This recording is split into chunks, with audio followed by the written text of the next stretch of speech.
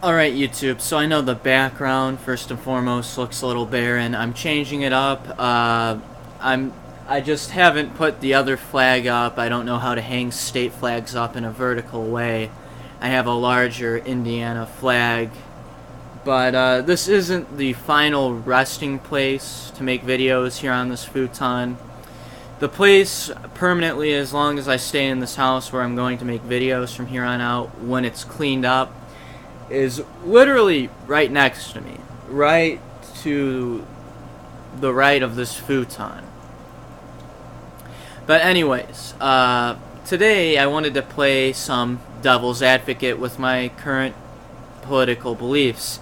Now my subscribers, as well as returning viewers who aren't subscribed, probably know by now that I espouse libertarian ideas.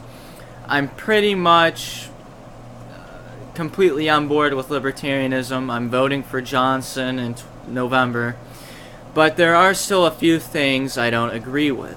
So I'm going to put, I have a Word document up, and I'm going to argue against 4 things in the Libertarian Party's official platform that I disagree with.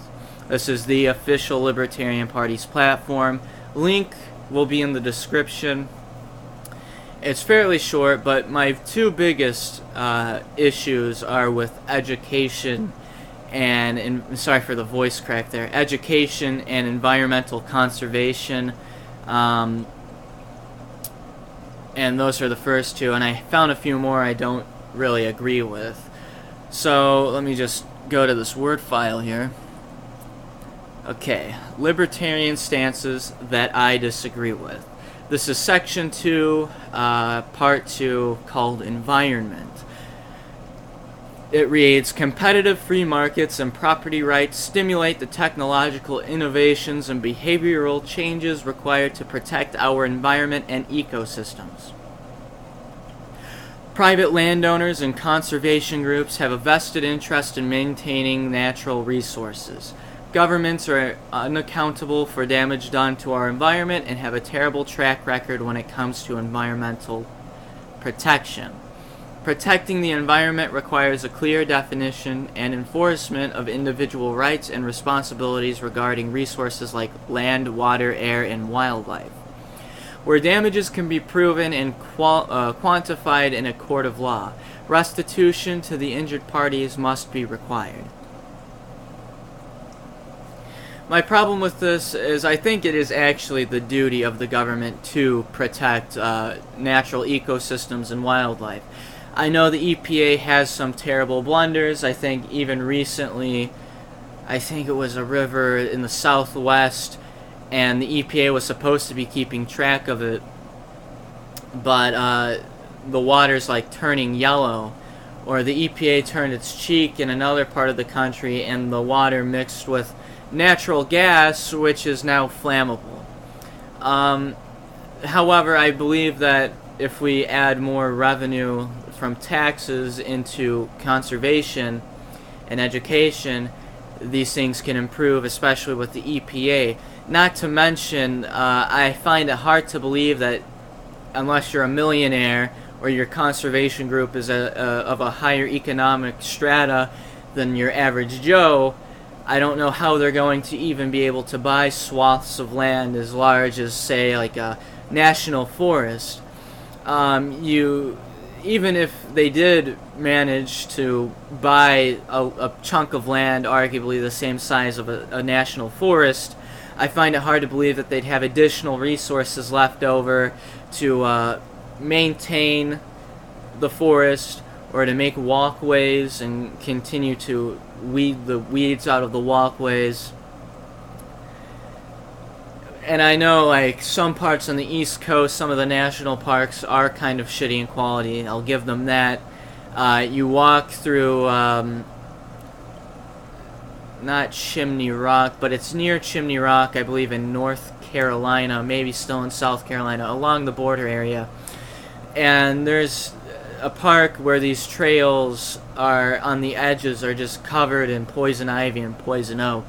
I don't know if there's a reason they keep those there, but I believe they should probably, I mean, it's literally on the edge. If you fell sideways, you would land in a patch of poison oak and poison ivy.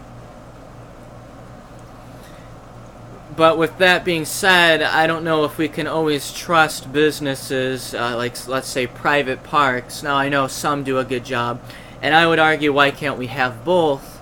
Because for one, one's a private entity, but for two, state parks and national parks are a good source of revenue, source of constant revenue for the respective state that they're in. I live by the Dunes National Lakeshore here in North Indiana. And here's my point. If, let's say that became privatized, how do we know that they're not going to cut corners? Remember, there are a bunch of steel mills on the Indiana side of Lake Michigan. And sometimes there's too many chemicals in the water that the government will shut down the beach for that day or indefinitely until the water levels calm down. So how do we not know that a privately owned Dunes Lakeshore is going to cut corners in that respect, and they're just going to have little ones and people swimming in unsafe waters? The next one is Section 2, Part 9, regarding education. We support the maintenance of a sufficient... Oh, wait. Sorry. Disregard that. I read the next one by accident. Section 2, Part 9, Education. Education is best provided by the free market, achieving greater quality, accountability, and efficiency with more diversity of choice. Recognizing that the education of children is a parental responsibility, we would restore authority to parents to determine the education of their children, without interference from government.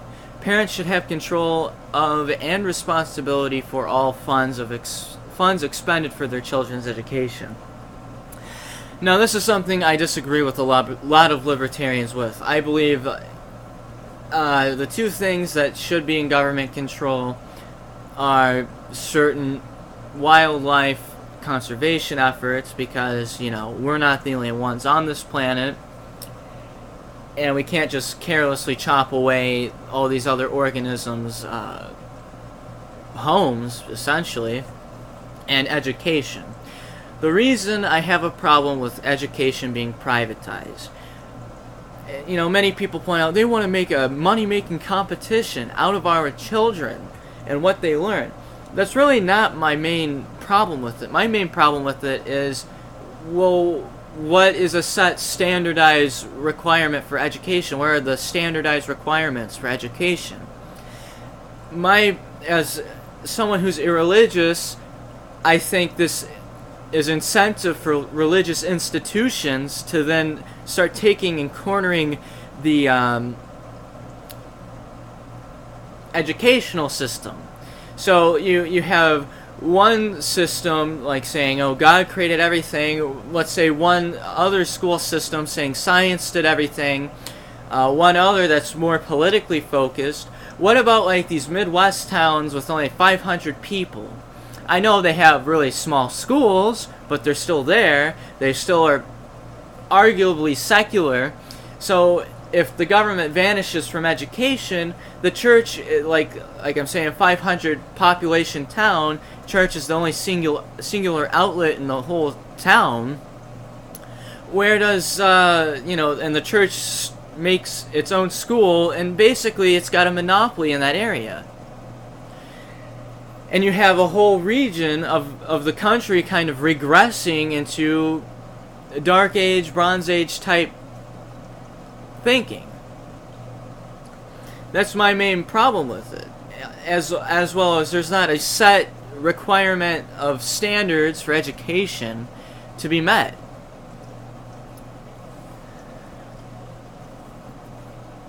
And also, you can also make the argument that large let's say Hershey or Mars Chocolate starts its own corporation, or starts its own schools. That doesn't really sit right with me that my child is going to like the Hershey school and learning. I think that it kind of is manipulated, and I think it would allow for educational manipulation. You know, the same argument could be made for the government. There is work to be made, you know, common crud, and every child left behind. But I think with time we could, especially under libertarian leadership, I think we would actually be able to cement a very good education system on a federal level. This is Section 3, Part 1, called National Defense. We support the maintenance of a sufficient military to defend the United States against aggression. The United States should both avoid entangling alliances and abandon its attempts to act as policemen of the world. We oppose any form of compulsory national service. I don't have a problem with it when it's saying sufficient military to defend the United States against aggression, but I don't really know what I think they need to do a better job of defining what a quote-unquote entangling alliance is. What's an entangling alliance? Let's say we get our ass pounded, could you back us up? Or, you know, something like a pact, like if you attack him, we'll attack you.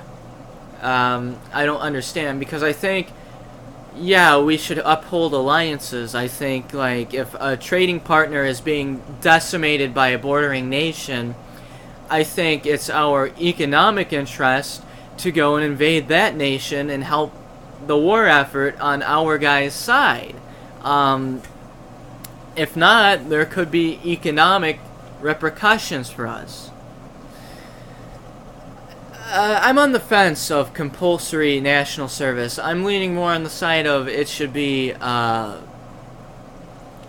shouldn't be an obligation, it should be voluntary, but at the same time, what if no one's joining the war effort in a time of war when we do really need soldiers? Let's say we get into a war with all of continental Europe and 75% of our armed services are just shot down and killed. What do we do if no one's being in the draft, or is in a draft system? And my final problem, and it's not necessarily the Libertarian Party's platform, it's Gary Johnson. He seems to take it a step or two further, but I figure I'll throw this one in there as well. Section 3, Part 4, Free Trade and Migration. We support the removal of governmental impediments to free trade. Political freedom and escape from tyranny demand that individuals not be unreasonably constrained by government in the crossing of political boundaries.